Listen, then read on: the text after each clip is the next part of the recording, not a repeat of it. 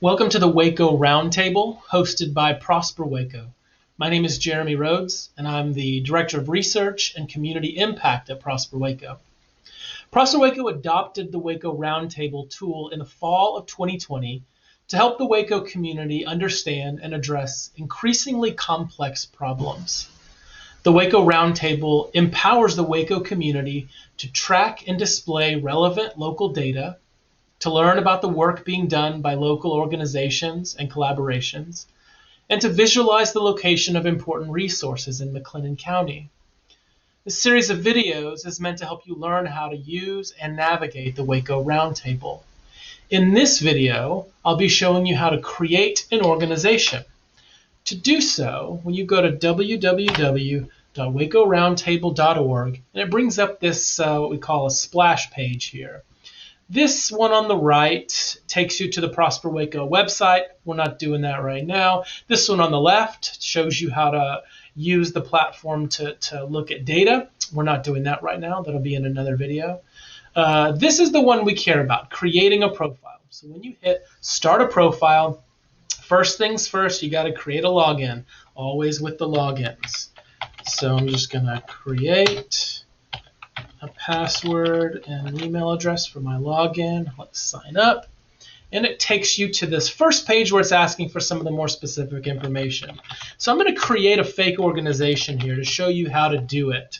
Let's say I'm going to be the executive director of an organization that is called Good Organization. It's a very good organization. It says so right there in the title.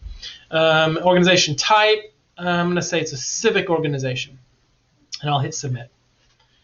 Then I'm going to be redirected to the page. This is the dashboard. And in the dashboard, this is where I'm going to enter all the important information about my organization. You can see that anything with a red asterisk is a required piece of information, and the ones without red asterisks are not required. And then this bar here shows me my progress. You know, how much of the page have I completed. As you go through each field, we want you to click Save after you've completed each one. So I'm going to hit Save because organization name is good. Select organization type. For mine, I think I said it was a civic organization. My fake organization is a civic organization. I'm going to hit Save. Contact information. I'm going to put my information here.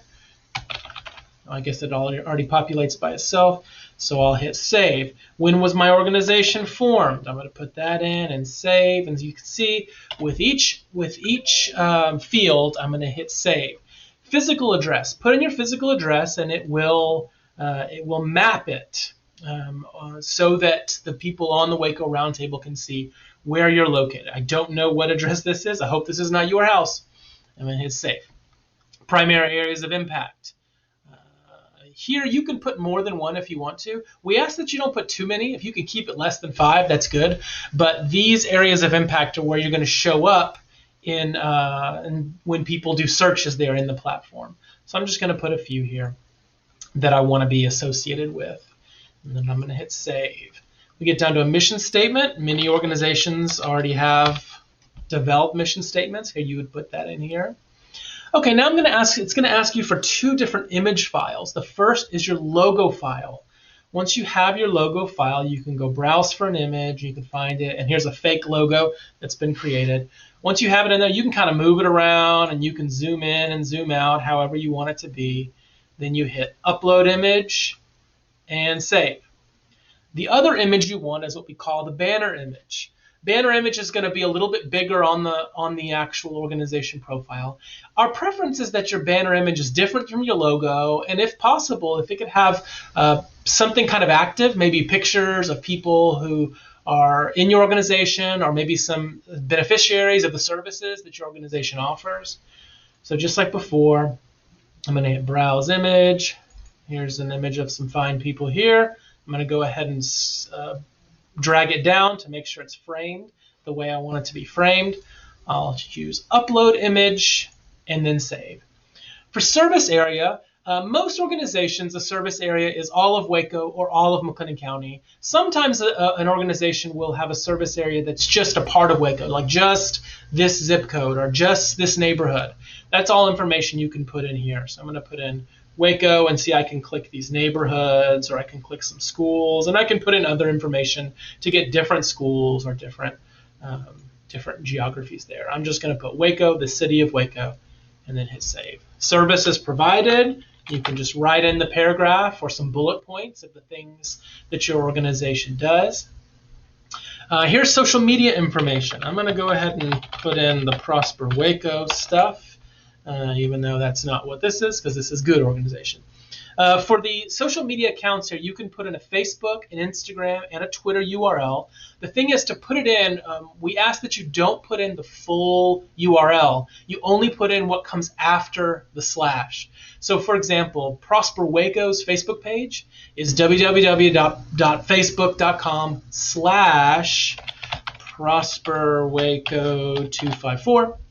And, this may be something similar for Instagram and for Twitter. So you can put that in, and I'll show you in a minute that it will take users to your social media places. I'm going to hit save.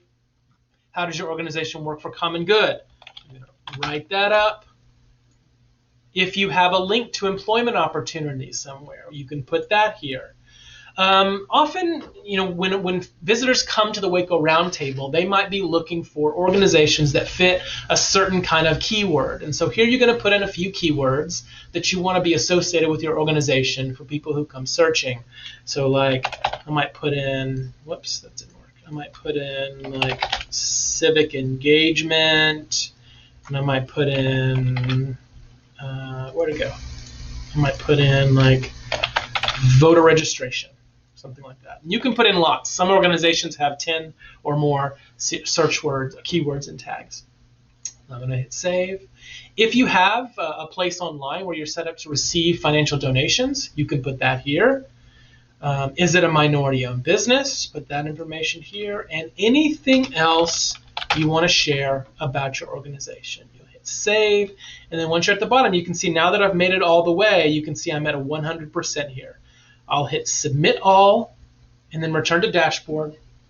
This information is now going to be submitted to the administrators of the Waco Roundtable, and they'll look it over and make sure all the information is kind of in the right format, make sure all the links are correct and all that stuff. And then they'll post it after they've approved it. Usually takes 1 or 2 days for the administrators of the Waco Roundtable to look over it and go ahead and get it published. Once it is published, you will have an organization. You'll have something that looks like this. Here we have lots of, let me just go in and click one of them. Here's the Methodist Children's Home.